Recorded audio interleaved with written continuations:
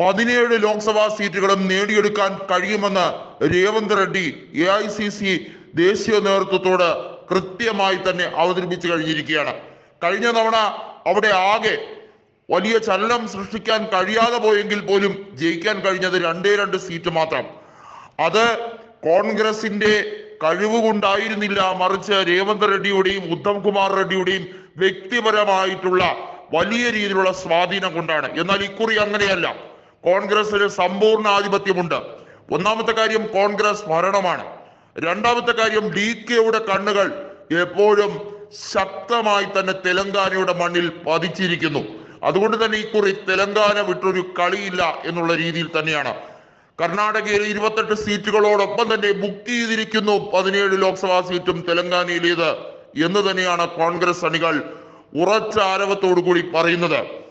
അവിടെ BRSന് ഒരു മരുന്നിന് പോലും സ്ഥാനാർത്ഥിയില്ല എന്നുള്ളത് എടുത്തു പറയേണ്ട കാര്യമാണ്. അതായത് BRSലെ സമ്പൂർണ്ണ പരാജയം കണ്ടുകൊണ്ടാണ് അവിടെ റാവു അദ്ദേഹത്തിന്റെ ആശുപത്രിയിലെ നാളുകൾ കഴിച്ചു കൂട്ടുന്നത് എന്ന് വേണമെങ്കിൽ പറയാം. അതിപ്പോ വിശ്രമത്തിലാണ്. ഇടയ്ക്കൊക്കെ ആശുപത്രിയിലും ചില സമയങ്ങളിൽ റിസോർട്ടിലുമായി അദ്ദേഹത്തിന്റെ ജീവിതം തള്ളി നീക്കുകയാണ്. കാലാകാലങ്ങളിലായി നടത്തിയ അഴിമതിയുടെ വൻ കഥകൾ ഓരോന്നായി ചുരുളഴിഞ്ഞ് പുറത്തു വരുമ്പോൾ തന്റെ കുടുംബം വെണ്ണീറാകുമോ എന്ന സംശയത്തിലാണ് ചന്ദ്രശേഖര റാവു. ഓരോ അഴിമതി കഥകളും പുറത്തു കൊണ്ടുവരാൻ രേവന്ത് റെഡ്ഡി കാണിക്കുന്ന ജിജ്ഞാസ കാണുമ്പോൾ BRS ചീട്ടുകൊട്ടാരം പോലെ തകിടം മറിയുമോ എന്ന് എല്ലാവർക്കും സംശയമുണ്ട്.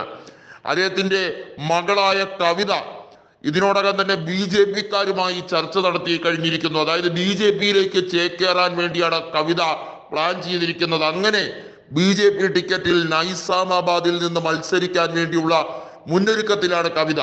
BRSന് ഇക്കുറി ഒരു സീറ്റ് പോലും ലഭിക്കാനുള്ള യാതൊരു സാധ്യതയും ഇല്ല എന്നാണ് സർവേ റിപ്പോർട്ടുകൾ പറയുന്നത്. അതേസമയം BJPയും കോൺഗ്രസും തമ്മിൽ പല സ്ഥലങ്ങളിലും നേർക്കുനേർ മത്സരം എന്ന രീതിയിലേക്ക് പോവുകയാണ്. കഴിഞ്ഞ നിയമസഭാ തെരഞ്ഞെടുപ്പിൽ തന്നെ അറിയാം, കുത്തനെയാണ് BJPയുടെ വോട്ട് കൂടിയത്. അത് ഇക്കുറിയും വലിയ തോതിൽ വർദ്ധിപ്പിക്കാനാണ് BJP അണികളുടെ ശ്രമം. അതേസമയം കോൺഗ്രസ് ആകട്ടെ അവരുടെ പരമ്പരാഗതമായ മേഖലകളിൽ നടത്തുന്ന ആധിപത്യത്തിനേക്കാൾ ഉപരി ന്യൂനപക്ഷ വിഭാഗങ്ങളിൽ, അതായത് BRS ന്യൂനപക്ഷ വിഭാഗങ്ങളിൽ നിന്നുള്ളവരുടെ കൂടി വോട്ട് കരസ്ഥമാക്കാൻ വേണ്ടിയുള്ള തീവ്രമായ ശ്രമത്തിലാണ്. ഇതുകൂടിയാകുമ്പോൾ BRSനെ കെട്ടുകെട്ടിക്കാൻ കഴിയുമെന്നതാണ് രേവന്ത് റെഡ്ഡിയുടെ കൃത്യമായ പ്ലാൻ.